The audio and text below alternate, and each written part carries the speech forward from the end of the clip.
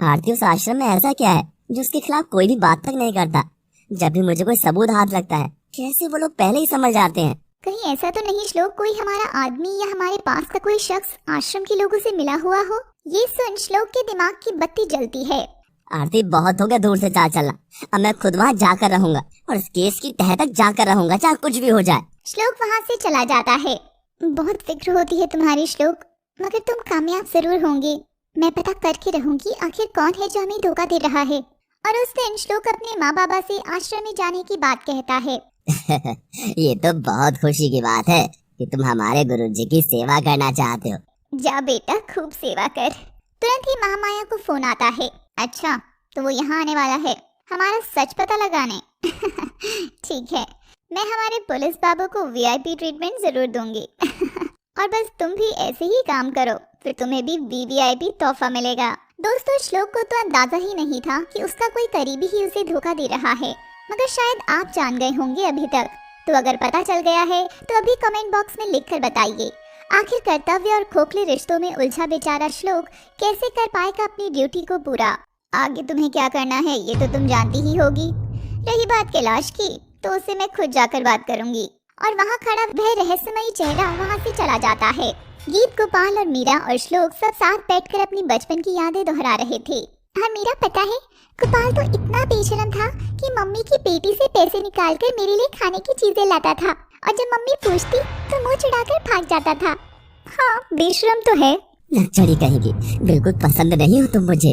हाँ, जैसे मैं तुमसे ही फेरे लेने वाली हूँ ना। हाँ। तभी पद्मा और कैलाश भी आ जाते हैं और उनकी नजर गीत के पास बैठे गोपाल पर जाती है। ये तमाशा क्या है? कौन है ये लड़का इस घर में? माँ, ये गीत का भाई है गोपाल। और श्लोक बाकी की कहानी भी बताता है। तब गोपाल पद्मा और कैलाश के पांव छूता है। इतना सरल स्वभाव देख पद्मा और कैलाश थोड़े नर्म पड़ जाते हैं। ठीक है, मगर ज्यादा दिन नहीं रह सकते तुम। श्लोक बेटा, घर में जवान बहन है, तो ऐसे लड़का रहेगा तो ये ठीक नहीं है। आप चिंता मत करो आंटी, मैं ठीक होते ही चला जाऊंगा। वैसे भी मैं हनुमान भक्त हूँ, लड़कियों और खासकर ऐसी नक्चड़ी लड़कियों से तो दूर ही रहता हूँ। माँ बाबा, आपने देखा नहीं, हमारी नटखट छोटी आंखें लौट आई है। भैया, माँ बाबा, मुझे आप सबकी बहुत याद आती थी। मुझे अब कभी खुद से दूर मत भेजना, शादी भी नहीं करूंगी मैं। तुम जैसी बंदरिया से करेगा भी कौन? मीरा गोपाल को चिढ़कर घूरती है। दोनों की नोक-झोंक परवान चढ़ रही थी। भगवान, तेरी लीला भी तू ही जाने। कल तक मेरे पास एक औलाद का भी प्यार नहीं था, और आज देख मेरी दोनों औलादें मुझे झोली में लौटा दी तूने। 2 नहीं माँ, 3। गीत भी तुम्हारी बेटी है। हाँ माँ, भाभी ने ही मेरी आंखें खोली। मैं तो नफरत की पट्टी बांधी थी, मगर मेरी नफरत की मोम को भाभी ने अपने प्यार से पिघला दिया। ये जानकर पद्मा और कैलाश का नजरिया गीत के लिए बदलने लगा। गीत, मुझे तुम पसंद नहीं हो, मगर हम दोनों कोशिश करेंगे तुम संग रिश्ता बढ़ाने की। ये सुनते ही गीत और श्लोक एक दूसरे का हाथ थामकर पद्मा और कैलाश के पांव झुकते हैं, और जैसे ही दोनों गीत और श्लोक को आशीर्वाद देने लगते हैं, तभी घर का दरवाजा जोर से खुलता है और बाहर का तेज उजाला घर में प्रवेश करता है।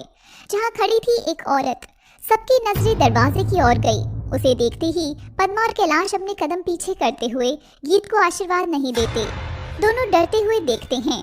दरवाजे पर खड़ी थी आश्रम की साध्वी महामाया। वह सबकी ओर देखकर मुस्कुराती है। कैलाश, अंदर नहीं बुलाओगे? नहीं, साध्वी जी, आइए बैठिए ना। और पद्मा और कैलाश उसकी सेवा पानी करने लगते हैं। बेचारी गीत उदास खड़ी होकर सारा तमाशा देखने लग जाती है। ये माँ बाबा भी ना कभी नहीं मानने वाले, क्रिमिनल्स की घर में सेवा कर रहे हैं, बताओ। तभी कैलाश महामाया को इशारा करता है। पद्मा, कैलाश और महामाया उठकर एक कमरे में चले जाते हैं और दरवाजा बंद कर लेते हैं। उधर गोपाल और मीरा को इस तमाशे से कोई भी फर्क नहीं पड़ता। हे यू इडियट, आखिर प्रॉब्लम क्या है तुम्हारी जो हर बार मुझे उंगली किए जा रहे हो? ओह हेलो विदेशी मैम, मुझे ना तुम्हें कोई भी इंटरेस्ट नहीं है। ओह, तो फिर किसमें है? असली बंदरिया में।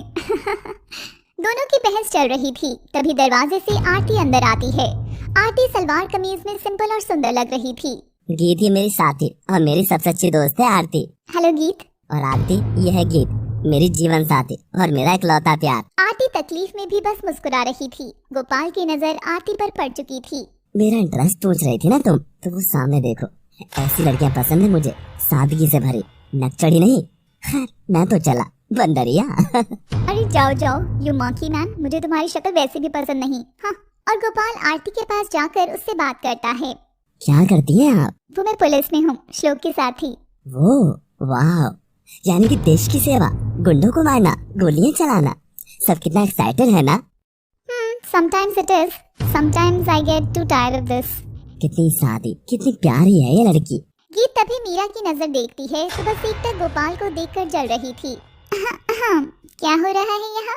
नहीं नहीं भाभी, कुछ भी तो नहीं, मैं तो बस बोर हो रही थी। हाँ नजर आ रहा है, आखिर क्यों बोर हो रही हो मेरी छोटी? गोपाल जो लड़ाई नहीं कर रहा। अरे भाभी आप भी ना। महामाया कैलाश पद्मा के सामने क्रोध में खड़ी थी। क्या गलती हो गई हमसे साध्वी जी? अगर भूल हुई हो तो माफ कर दीजिए। वो लड़की गीत अभी तक इस घर में क्या कर रही है? मैंने कहा था ना उसे इतना टॉर्चर करना कि यहाँ उसकी रूह ही बाहर निकल जाए। कैलाश और पद्मा एक दूसरे का चेहरा देखते हैं। ठीक है साध्वी जी, जैसा आप कहे। और महामाया पलटकर जाने लगती है। तभी रुक जा माया, आखिर तू करना क्या चाहती है? भैया मुझे इस नाम से अब कोई नहीं जानता, तो आप भी फिर से कभी मुझे माया ना बोलना।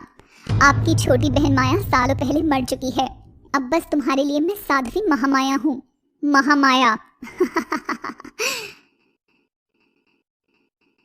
तो दोस्तों मजा आ रहा है ना या नहीं? गीत और श्लोक की कहानी इश्क का रंग सफेद को देखकर उम्मीद है पूरा आनंद ले रहे होंगे आप सब। अब मैं आई हूँ तो सोचा आप लोगों के साथ ही राखी मना लूं। हाँ सीता, बहुत अच्छा किया आज तुमने। मगर शर्मन, इतनी एक्साइटमेंट में मैं तो भूल ही गई कि मेरी कोई भाई है ही नहीं। किसने कहा भाई नहीं है? मैं हूँ ना सीता। जिस दिन पहली बार तुम्हें देखा था, तुमने अपनी छोटी बहन को खोज लिया था और अभी सीता से राखी बनवा लेता है और खूब जश्न मनता है। तो दोस्तों बिछड़े रिश्तों को फटाफट पकड़ लो और सब मिलकर मनाओ रक्षाबंधन का त्योहार, क्योंकि भाई है तो सिर पर पिता का साया लगता है, बहन है तो वह माँ की कमी कभी महसूस नहीं होने देगी। Keep watching love city. तुम मेरे भैया हो, बस मैं आज तक इसी बात का लिहाज करती आई थी, मगर अब नहीं। और महामाया नाराज होकर वहाँ से जाने लगती है। छोटी रुक जा, तेरे साथ बीते कल में जो हुआ, तू कब तक उस चीज की वजह से इतना सब पाप करती रहेगी? भूलो मत भैया भाभी, अब उस पाप के हिस्सेदार तुम दोनों भी हो। और अगर तुम दोनों चाहते हो कि मैं शांत रहूं, तो मैं जैसा कहूं तुम्हें ठीक वैसा ही करना होगा, वरना इस कहानी का सफेद रंग कैसे खून की होली से लाल रंग में बदल जाएगा इसका तुम्हें अंदाजा भी नहीं है। और महामाया बाहर आती है। आते ही वह गीत को घूर कर देखते हुए घर से बाहर निकलने वाली होती ही है कि और ये रही मेरी एक और लंगड़ी चाल। और श्लोक महामाया के पाँव के सामने भी अपनी टांग अड़ा देता है और वह औंधे मुंह के बल गिरती है। ये देख मीरा और गीत दोनों हंस उठते हैं। अरे भाभी, यहाँ पर ऐसे लोग जमीन पर अब जब चाहे गिर जाते हैं क्या? ओ ये धरती इनकी माँ है ना, तो पाए लागू माजी करने के लिए शायद। Good good, very good, patriotic बाबा जी। बदमाश कहीं की। महामाया उन सबको घूर कर देखती है। कैलाश पद्मा भी बाहर आ जाते हैं। तभी कैलाश के कानों में महामाया के शब्द गूंजते हैं। भैया इस गीत की जिंदगी या तो नर्क बना दो, वरना तुम सबकी जिंदगी मैं और गुरुजी मिलकर नर्क जरूर कर देंगे। और कैलाश होश में आकर जोर से चिल्लाता है, गीत ये क्या बदतमीजी की है तुमने साध्वी जी के साथ? तभी पद्मा जाकर गीत के बाल खींचकर उसे साध्वी जी की ओर धकेल देती है। अभी इन्हें उठाओ और नाक रगड़कर माफी मांगो इनसे। जब से घर में आई है कोई कसर नहीं छोड़ी इस कुलक्षणी ने तमाशा करने की। और गीत साध्वी के पास गिरकर रोती रहती है। तभी श्लोक बीच में आता है तो गीत उसे इशारा कर देती है। नहीं श्लोक। क्यों नहीं गीत, क्यों नहीं? आखिर कब तक इन पाखंडियों की वजह से घर की बहू बेटियां ऐसा अत्याचार सहेंगी? माँ, अब अगर मेरी गीत के लिए एक शब्द भी किसी और ने कहा ना, तो मैं भूल जाऊंगा कि ये मेरा परिवार है। श्लोक गीत को उठाता है और साध्वी क्रोध से जलती हुई अभी भी फर्श पर ही पड़ी थी। और तू महामाया, तू तो बस अपनी कमर कस ले। मैं खुद अरेस्ट वारंट लाकर तुझे हवालात तक घसीट कर नहीं ले गया ना, तो मैं भी अपनी भात माँ का बेटा इंस्पेक्टर श्लोक नहीं। कैलाश पद्मा घबराते हुए महामाया के पास हाथ जोड़कर गिड़गिड़ाने लगते हैं। नहीं नहीं साध्वी जी, इसे तो अंदाजा ही नहीं है आपकी महानता का। हम सबकी तरफ से माफी मांगते हैं। बस जो बोला है उतना ही याद रखना तुम दोनों, वरना याद है ना, सफेद कभी भी लाल हो सकता है। और वह चली जाती है। मैं क्या करूं तेरा? जिससे नाराज नहीं करना था तूने उसी को नाराज कर दिया। सालों से उस आश्रम की सेवा कर रहे हैं बेटा हम। तेरी देश सेवा से भी ज्यादा बड़ी सेवा है हमारी। चलो पद्मा, अंदर चलो। जब बच्चों के कद और जुबान दोनों बाप जितनी हो जाए ना, तो ये मानो कि अब माँ बाप बूढ़े होकर रिटायर हो चुके हैं। उनके जाते ही श्लोक गीत के आंसू पोंछता है। तुम घबराना मत गीत, मेरे होते हुए यहाँ तुम्हें कोई नुकसान नहीं पहुँचा सकता। गोपाल गीत श्लोक का प्यार देखकर रो देता है। दीदी, आज मेरे दिल को ठंडक मिल गई ये देख के कि कोई तुझे मुझसे भी ज्यादा प्यार कर सकता है। गोपाल को रोता देख मीरा की आंखें भी नम हो उठी थी। अरे मुझे क्या हो रहा है? इस लल्लू को देख मुझे इमोशनल कनेक्शन क्यों महसूस हो रहा है? आरती पूरा माजरा बहुत ही गंभीर निगाहों से देखती रही। तभी उसके दिमाग में एक अजीब सी बात क्लिक करती है। Shlok, I have to go. But why Aarti? It's urgent Shlok, ये हमारे केस से रिलेटेड है। Now duty is on. और आरती जाने लगती है। तभी गोपाल जाती हुई आरती को एकटक देख रहा था। यार मत जाओ ना आरती, तुम्हारा साथ इतना अच्छा था, मैं बता नहीं सकता। ओह, तो भैया जी को प्यार हो गया क्या? क्या हुआ कन्हैया, अपनी गोपियों को ढूंढ रहे हो? नहीं, राधा को देखो, वो जा रही राधा। आरती, मुझे लड़की पसंद आ गई है। पसंद, I mean for friendship. For friendship. Meera Gopal की बातों से चिढ़ गई थी। उधर आरती अपने कमरे में जाती है जहाँ केस से जुड़े सारे सुराग और महामाया गुरुजी की तस्वीर वगैरह उसने सामने बोर्ड पर लगा रखे थे। तभी वह सारी बातें सोचती है और लाल पेन उठाकर पद्मा और कैलाश की फोटो पर गोला बनाती है। हे भगवान, जैसा मैं सोच रही हूँ ये सब वैसा ना हो तो ही अच्छा है। क्यों दोस्तों, शायद आप लोग भी वही सोच रहे हैं जैसा मैं सोच रही हूँ। यही कि पद्मा आंटी और कैलाश अंकल, मुझे और सुराग बटोरने होंगे। महामाया आश्रम से गुरुजी के कक्ष में जाती है। बाजी हमारे हाथ से फिसलती नजर आ रही है गुरुजी। मगर गुरुजी आंख बंद कर साधना में लीन थे। वो महामाया की एक भी बात का जवाब नहीं देते। आप सुन रही है ना मैं क्या कह रही हूँ? संकट की घड़ी निकट है। मगर उसे कोई जवाब नहीं मिलता। उधर कैलाश पद्मा के साथ उदास बैठा था। अगर माया की बात ना मानी तो संकट, और अगर श्लोक की बात ना मानी तो संकट। देख पद्मा, आज माया राखी के दिन घर तक आई थी पर अपने भैया को एक कच्चा धागा भी नहीं बांध कर गई। ए जी, आप दुख क्यों करते हो? जो रिश्ते टूटकर बिखर चुके हैं उनके जाने का कैसा गम। अगर जो अपने होते हैं वो तो कभी जाते ही नहीं है ना। और अगर नाराज भी होते हैं तो मनाने पर लौट कर तो आते ही हैं। मगर ये माया तो। और कैलाश रोता हुआ अलमारी में से दोनों की पुरानी तस्वीर देखता है। कैलाश महामाया का बड़ा भाई था जो कि पहले माया हुआ करती थी। कैलाश के पास अधिक धन दौलत नहीं थी, इसलिए उसने साधारण शादी करते हुए माया को साधारण से घर में ब्याह दिया था। मगर इंसान की लालसा कहाँ तक उसका पीछा छोड़ेगी। ये कैसी जिंदगी है नरक सी। कब तक चीजों को पैसे देख देख कर उसे खरीदूंगी। हे ईश्वर, तूने मुझे अमीर क्यों नहीं बनाया? और यही सब वह अपने पति से भी कहती थी। उधर ससुराल में माया की एक लड़के से दोस्ती भी हुई जो अक्सर वहाँ आता जाता था। लड़के का नाम बबलू था। माया अक्सर बबलू से अपने दिल की बात कहती थी। अक्सर घर में अकेली रहती थी तो इतनी बंदिशें भी नहीं थी। देखना बबलू, एक दिन मैं पैसा कमाने का एक ऐसा शॉर्टकट ढूंढूंगी कि लोग खुद मुझे पैसा देने आएंगे। और वक्त के साथ माया और बबलू की दोस्ती गहरी होती गई। मगर उधर माया का पति माया से अमीरी और गरीबी के ताने सुन सुनकर इतना तंग आ गया था कि उसकी बीमार रहने लगा और उसने कैलाश को सब बताया। माया, चलो अब यहाँ से, अब तुम इन्हें और तंग नहीं करोगी। अगर आज मैं समाज के पिंजरे में लौटी तो मैं उड़ूंगी कैसे?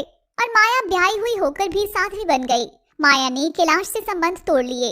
उसने बबलू का हाथ थामा और निकल गई उस आश्रम के धंधे में। और फिर माया बन गई आश्रम की महामाया। महामाया अभी भी बार बार गुरुजी को आवाज लगा रही थी।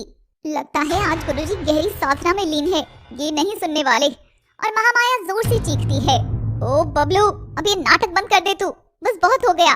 महामाया की चीख सुनते ही गुरुजी आंखें खोलकर मुस्कुराते हैं और महामाया को खींचकर अपनी गोद में बिठा लेते हैं और दोनों खूब हंसते हैं। ओह बबलू, कभी कभी तुम्हारी ये एक्टिंग मेरी जान ही ले लेती है।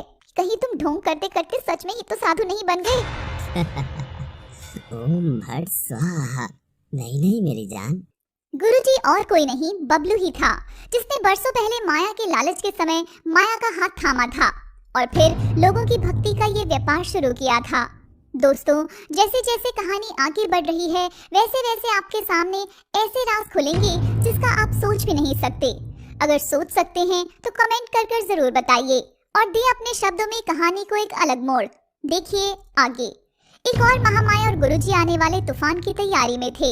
वहीं आरती और श्लोक को ये केस कैसे भी सुलझाना था। दिन बीत रहे थे। उधर कैलाश और पद्मा ने अपना टॉर्चर गीत पर शुरू कर दिया था। वहीं मीरा और गोपाल की नोकझोंक भी चालू थी। पद्मा उससे पूरे घर का काम बिना रुके करवाती और कैलाश सेवा के नाम पर उसे पूरे दिन रसोई में लगाए रखता था। ये देख गोपाल और मीरा को बुरा लगता है। दीदी मुझे लगता है कि ये दोनों तेरे साथ ऐसा जानबूझकर करते हैं।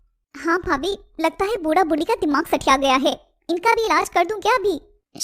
ऐसे नहीं बोलते, ये तो बस मेरे सब्र का इम्तिहान है और देखना मैं इनका दिल जरूर जीत लूंगी। गीत काम में लग जाती है और वो दोनों कमरे में जाते हैं। कुछ भी कहो, ये बंदरिया तो दीदी का साथ हमेशा ही देती है। Excuse me, did you just call me बंदरिया? How dare you? Yes, you are a बंदरिया, वेरी स्वीट बंदरिया, आई लाइक यू। और गोपाल मीरा के गालों पर किस करके वहाँ से हंसता हुआ चला जाता है। मीरा को गोपाल का उसे चूमना और उसकी तारीफ करना बड़ा ही अच्छा लगता है। मीरा अपना गाल सहला रही थी कि तभी गीत वहाँ आ जाती है। मैंने देखा, अभी क्या हुआ? वो भाभी, नहीं ऐसा कुछ भी नहीं है। अच्छा जी, तो मेरी छोटी इतना शर्मा की रही थी? वो भाभी, वो तो बस मन में लड्डू के साथ कुछ सवाल भी फूट रहे होंगे ना मीरा। बस ऐसे में मैं तुम्हें कोई प्यार मोहब्बत की बातें करके गुमराह नहीं करूंगी। तो भाभी मैं क्या करूं? और गीत मीरा को ले जाकर आईने के सामने खड़ा कर देती है। इससे पूछो, यानी कि खुद से। आंख बंद करो और जो चेहरा नजर आए उसे आंख खोलकर आईने में ढूंढो। तुम्हें तुम्हारे सवालों के जवाब मिलेंगे मीरा। मीरा गीत के गले लगती है। ऐसी भाभी भगवान सबको दे। भाभी, I am so lucky to have you, my darling भाभी। और मेरा गोपाल भी लकी होगा अगर तू उससे मिली तो। देख, फिर तू मेरी भाभी और मैं तेरी। तुम भी ना भाभी। मगर खुशियाँ ऐसे ही झोली में आकर थोड़ी ना गिरती हैं। उधर गोपाल की दोस्ती आरती से गहरी हो रही थी। वह श्लोक से मिलने के बहाने में थाने जाकर आरती के साथ समय बिताता था। धीरे धीरे आरती भी उसके साथ अच्छा महसूस करती थी। अरे गोपाल, तुम्हें पुलिस फोर्स में इतनी ही रुचि थी तो तुम ज्वाइन करना था ना, हम दोनों एक ही टीम में होते। And we do rock together. Aarti Gopal को बाहों से थामती है। ये देख गोपाल के मन में कुछ कुछ होने लगता है। एकदम फिल्मी स्टाइल में अचानक ही उसे आरती लहराते बालों में नजर आने लगती है और वह ख्यालों में खोता हुआ घर लौटता है। आरती अपने कमरे में केस पर काम कर रही थी कि तभी उसके हाथ सबसे बड़ा सुराग लगता है। मिल गया वो मुझे। आरती श्लोक को फोन लगाती है। श्लोक जल्दी आओ, तुम्हें बहुत बड़ी खबर देनी है। और श्लोक आरती के पास जाता है। श्लोक, अब मैं जो तुम्हें बताने जा रही हूँ शायद वह सुनकर तुमको झटका लगे, मगर श्लोक घबरा रहा था। आरती, कहीं ये बात उस गिरधारी से या मेरे गीत से जुड़ी हुई तो नहीं है? मीरा आईने के सामने खड़ी होकर आंख बंद करती है तो उसे टैक्सी में बैठे गोपाल का चेहरा नजर आता है। मीरा तभी और देखने की कोशिश करती है तो उसे दरवाजे पर खड़ा गोपाल नजर आता है और वे बेचैन होकर आंखें खोलती है तो उसे आईने में अपने पीछे खड़ा गोपाल नजर आता है। वह मुड़कर देखती है तो वहाँ कोई भी नहीं था और वह मुस्कुराती हुई आईने में देखती है तो उसे इस घर में गोपाल के साथ बिताए सारे लम्हे दिखाई देते हैं। और मीरा ये सब देखकर समझ गई कि प्यार तो है आखिर उसे। अचानक उसके कंधे पर गोपाल का हाथ आता है। मीरा, मुझे तुमसे कुछ कहना है। मुझे भी। मीरा की धड़कनें बढ़ रही थी। गोपाल के होंठ कांप रहे थे।